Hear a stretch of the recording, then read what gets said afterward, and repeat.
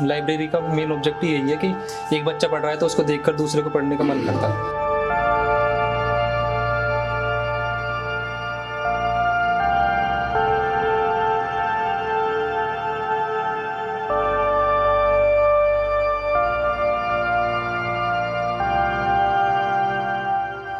बात देश के भविष्य की यानी बच्चों की।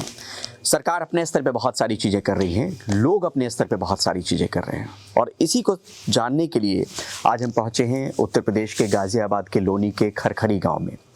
दरअसल ये गांव अपने आप में अकेला नहीं है जहां पे लाइब्रेरी बनाई गई है। लाइब्रेरी गांव वालों ने पैसा इकट्ठा करके वो जगह जहां पर बच्चों को एक माहौल मिल सके, जहां पर वो तैयारी कर सकें। और अब तक हमने देखा है कि प्राइवेट लाइब्रेरी जहां पे आप फीस दे के जाते हैं, आपके बच्चे पढ़ने जाते हैं, वो गांव में भी धीरे धीरे फैलना शुरू हो गया था, उसका विस्तार शुरू हो गया था। लेकिन अब ग्राम पंचायत की जो ज़मीन होती है, जो जगह होती है, जो सामुदायिक भवन होता है, वहाँ पर इस तरह की मुहिम की शुरुआत करीब 5 साल पहले की गई, जिसमें लाल बहार जैसे जो लोग हैं, जो डिप्टी एसपी हैं NHRC में, उन्होंने अपने गांव से शुरुआत की, गनहौली से, जो लोनी में ही है और उत्तर प्रदेश में ही है, और इस तरह की लाइब्रेरी बननी शुरू हो गई। ये आप देखिए कि लाइब्रेरी है जहाँ पे किसी को कोई पैसा नहीं देना पड़ता। गांव के लोग हैं जिन्होंने चंदे से पैसा इकट्ठा किया और ये इंतजाम कर लिया कि इस तरह के आपके क्यूबिकल हो जहाँ पे आप बैठ के पढ़ाई कर सकते हो। देखिए आप इस तरीके से, आप शहरों में यूजुअली देखते हैं किसी से किसी का कोई संपर्क नहीं, आप सामने में किताब कॉपी रखेंगे, अपना पढ़ाई करेंगे। दरअसल घर में जो माहौल नहीं मिल पाता है वो माहौल देने की कोशिश है इस तरह के भवन के जरिए। और क्योंकि इस तरह की इमारतें तो बनी होती हैं, लेकिन इमारतों में बैठकी के अलावा और कुछ ज़्यादा चीज़ें नहीं होती थी, एक्टिविटी, तो इस तरह के क्यूबिकल बना दिए गए। हम जिस वक्त पहुंचे यहाँ पे बहुत सारे लोग पढ़ने गए हुए हैं या बाकी चीज़ें करने गए। दोपहर या शाम के वक्त में यहाँ पे ज़्यादा लोग जुटते हैं। आप देखिए कि यहाँ पर ये किताबें हैं, किताबें भी मुहैया करवाई जाती है। और ये मुहिम जो है सिर्फ एक गांव तक सीमित नहीं है, एक राज्य तक सीमित नहीं है, 8 राज्यों में इसका विस्तार हुआ है। आप अगर दूसरी तरफ अगर दिखाएं किताबों को, वहाँ पर आप अलग अलग जगहों पर देखिए कि किस तरीके से किताबें सजी हुई हैं, और इन किताबों का इंतजाम भी किया गया है। देखिए, लेकिन अभी राज्य के बारे में अगर आपको बताएं तो इसमें यूपी तो है ही, बिहार है, दिल्ली है, हरियाणा, राजस्थान, मध्य प्रदेश, महाराष्ट्र, उत्तराखंड, इन तमाम राज्यों के 3000 गांवों में इस तरह की लाइब्रेरी की शुरुआत हो गई है। और ये किसी सरकारी फंड के जरिए नहीं, कुछ लोगों ने मोटिवेट किया, लोगों को अवेयर किया, और उसके दम पे इस तरह की लाइब्रेरी बननी शुरू हो गई, जहां पे गांव वाले अपने बच्चों के लिए पैसा देते हैं और उस पैसे से AC हो, पंखा हो, CCTV हो, वाईफाई हो, अखबार हो, कुछ प्रतियोगिता परीक्षाओं की पुस्तकें हों, वो तक मुहैया करवाई जाती है। और अब देखिए कि यहाँ पे कुछ लोग भी हैं जिनसे बात करने की कोशिश करते हैं। आप अपना नाम बताएंगे? और मेरा नाम सागर है जी। सागर जी, यहाँ पर किस चीज़ की तैयारी करने आते हैं आप? कंपटीशन की तैयारी करने आते हैं जी। अच्छा, ये क्योंकि साल भर ही पुराना है, उससे पहले क्या कहाँ पढ़ते थे? उससे पहले बाहर जाते थे पढ़ने के लिए, चिरौड़ी में प्राइवेट लाइब्रेरी? हाँ जी, प्राइवेट लाइब्रेरी में। अच्छा, कितनी फीस लगती थी वहाँ? 600 रुपये पर मंथ। और क्या फैसिलिटी होती थी? यही जो फैसिलिटी है, थोड़ी कम फैसिलिटी होती थी, उसमें थोड़ा साइलेंस कम होता था। इसमें बढ़िया है, फैसिलिटी भी बढ़िया है, AC है, वाटर है, सब चीज़ है। गांव के लोग आपस में पैसा जुटा के ये पूरा व्यवस्था जो है वो बनाया है। और आप अपने बारे में अगर कुछ बताएं। आप? नमस्कार सर। आप इंजीनियरिंग के स्टूडेंट हैं? मैं इंजीनियरिंग के स्टूडेंट हूँ। कहाँ से इंजीनियरिंग? बीटेक गाजियाबाद। गाजियाबाद। तो आना जाना यहीं से करते हैं?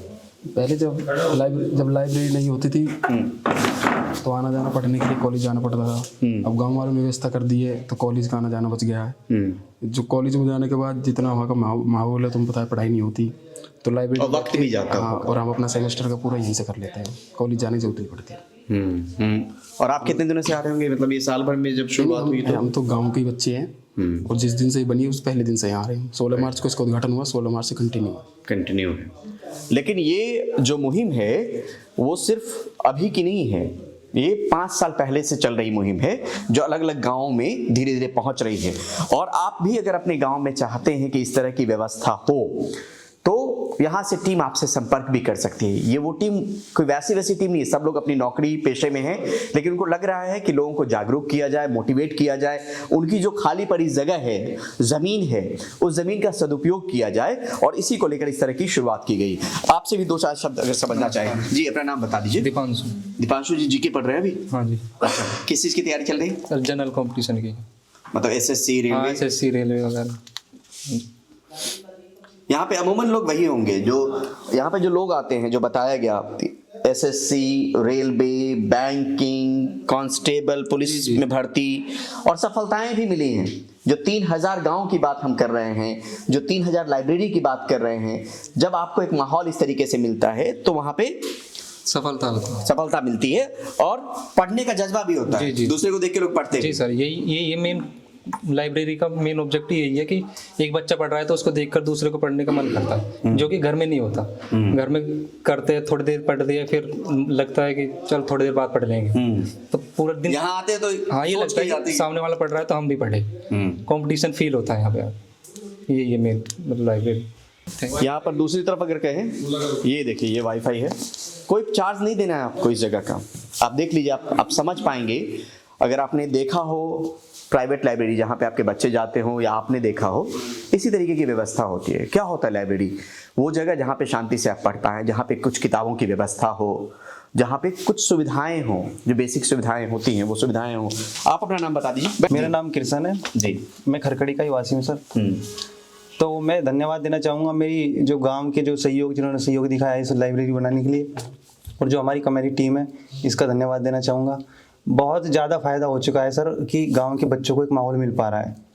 यानी इससे पहले सर चिरौड़ी जाना पड़ता था, या कोई दूर जा रहा है बनथला वगैरह, जी पैसे देने पड़ते थे, 1000 रुपये फीस थी वहाँ पे जी, और आने जाने का जो टाइम लगता था वो अलग। तो उससे बहुत राहत मिली है सर। और बाकी लाइब्रेरी बनी है तो 2 बच्चे कामयाब भी हो चुके हैं सर। अच्छा, यूपी कांस्टेबल में लग चुके हैं, और हमारी अभी चली रही है तैयारी। तो अभी शुरुआत नहीं है, तो इस लाइब्रेरी से 2 सफलताएं भी मिली हैं मार्च से अभी तक का जो वक्त है। जी, बीच में अभी यूपी वो ट्रेनिंग पे ही चल रहे हैं वो दोनों बच्चे। जी, आप अपना नाम बता दीजिए। जी, मेरा नाम सूरज है। सूरज, हाँ जी। इस लाइब्रेरी से क्या फ़ायदा है? लाइब्रेरी से जी बहुत फ़ायदा है जी। गांव में जी हमारे ये निःशुल्क लाइब्रेरी है। तो अब ये है कि इतने अच्छे आदमी मिडिल क्लास फैमिली से है कि आदमी फीस प्रोवाइड नहीं कर पाता है, और बाहर आने जाने से उससे टाइम भी बचता है। और हमारा घर यहाँ से जी ज़्यादा दूर नहीं है, तो अपने आदमी मतलब इससे एक टेंशन फ्री है। सही है, गांव के लिए तो बहुत अच्छी बात है। पढ़ते हैं यहीं पे, अगर कुछ घर में भी काम आता तो यहीं से चले जाते हैं। अच्छा है, रात के लिए भी अच्छा है, अपने घर में पढ़ लेते हैं यहीं पे ही, कोई परेशानी नहीं है। इसको कैसे आप देखते हैं? फैसिलिटी अच्छी है जी। इससे पहले जब बाहर जाते थे तो टाइम भी बहुत लगता था जाने में, पेपर की तैयारी भी अच्छे से नहीं हो पाती थी। अब जो पेपर आ रहे हैं रिसेंट में, जो पेपर हैं दिल्ली पुलिस के हैं और भी यूपी पुलिस SI के हैं, तो उनकी अभी हम बाहर के मुकाबले यहाँ ज़्यादा अच्छी तैयारी कर पा रहे हैं हम, क्योंकि बाहर जाने में टाइम लगता था। फिर वहाँ पर वैसे भी रात को लेट, वो जो बाहर की लाइब्रेरी थी वो उनका टाइमिंग बिल्कुल फिक्स था। और पैसे भी लगते थे? पैसे भी लगते थे, वैसे भी टाइम लगता था। सुबह 8 से रात के 8 तक थी वो। ये 2 चाबी है इस लाइब्रेरी की। एक चाबी रहती है जो बच्चा सुबह को जाता है, सुबह को जल्दी आता है, और एक चाबी उस पर रहती है जो रात को लेट जाता है। तो ऐसा भी कुछ नहीं है खुलने का, 24 घंटे खुलती है ये। तो यहाँ बाहर के मुकाबले गाँव में अच्छी पढ़ाई होती है और आपको सुविधा मिली। जितने भी हमारे गवर्नमेंट जॉब हैं और जो जितने भी सम्मानित लोग हैं, उन्होंने जितना उनके उससे हुआ उन्होंने उतनी मदद करी, और जितना ज़्यादा ही करी, बल्कि जिसने किसी ने कुछ डोनेट किया, किसी ने कुछ डोनेट किया, सबसे मिलकर ये लाइब्रेरी हमारे जो आने वाले बच्चे हैं और हमको सबको अच्छे से सुविधा प्राप्त करना।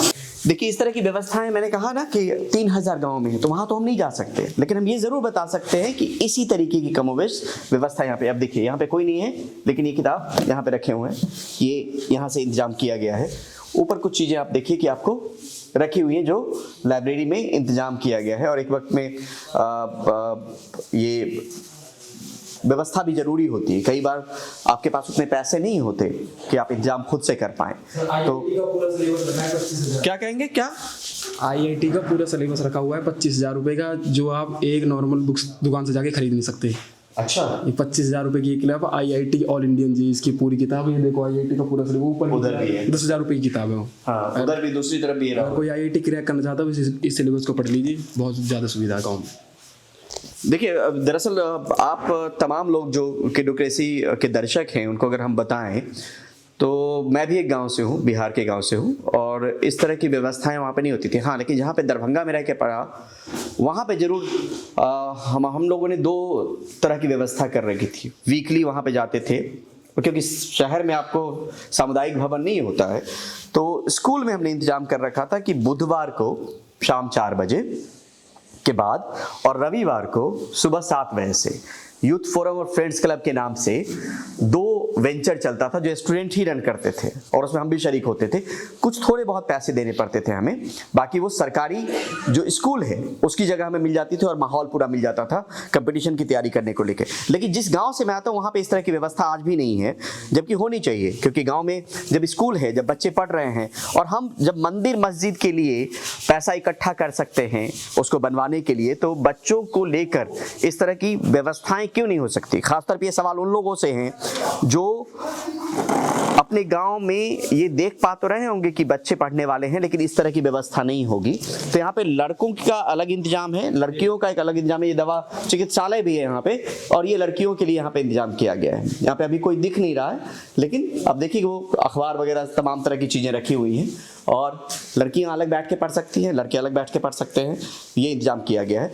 छोटे बच्चे भी आ सकते हैं, जो स्कूल में है वो भी आ सकते हैं, सिर्फ कंपटीशन या कम्पिटिटिव एग्जाम की तैयारी करने वाले नहीं है। और बस इस खबर के जरिए ये झकझोरने की कोशिश है आप तमाम लोगों को कि अगर आप गांव से हैं या जिस भी कस्बे से हैं, वहाँ पे अगर कोई इस तरह का सामुदायिक भवन है तो सोचिए जरूर कि जिस मंदिर और मस्जिद के लिए हम पैसे खर्च कर सकते हैं, क्या इस तरह की लाइब्रेरी आपस में चंदा देके क्या हम नहीं बनवा सकते जहाँ पे बच्चे हमारे पढ़ सकते हो। तो 3,000 जगह पे ये शुरुआत हुई है ग्राम पाठशाला, एक मुहिम है। सोशल मीडिया पे जाएंगे तो आपको इस तरह की मुहिम दिखेगी। ये गांव के तमाम लोग हैं जिनसे हम रूबरू भी होंगे, मुखातिब भी होंगे, बात भी करने की कोशिश करेंगे कि आखिर ये सोच कैसे जगी जिसके बाद ये शुरुआत की गई।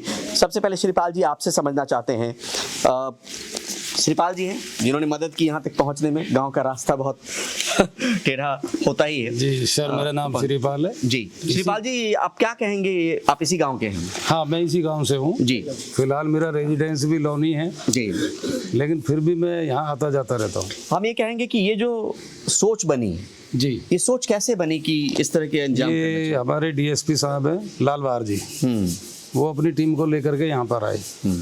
उन्होंने आके यहाँ पर लोगों को हमने इकट्ठा किया, तो उन्होंने प्रेरित किया इस चीज़ के लिए कि आप अपने गांव में ना कि जगह देखो, उसमें लाइब्रेरी बनाओ, बच्चे पढ़े, आगे बढ़े।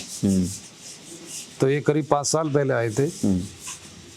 हमने गांव वालों को सभी को इकट्ठा किया, सभी का सहयोग मिला, चढ़ बढ़ के सबने जितने सक्षम थे सबने अपने हिसाब से चंदा दिया। हाँ जी, 51,000, 31,000, 21,000 मेरे पास लिस्ट है, अभी दिखा दूंगा मैं।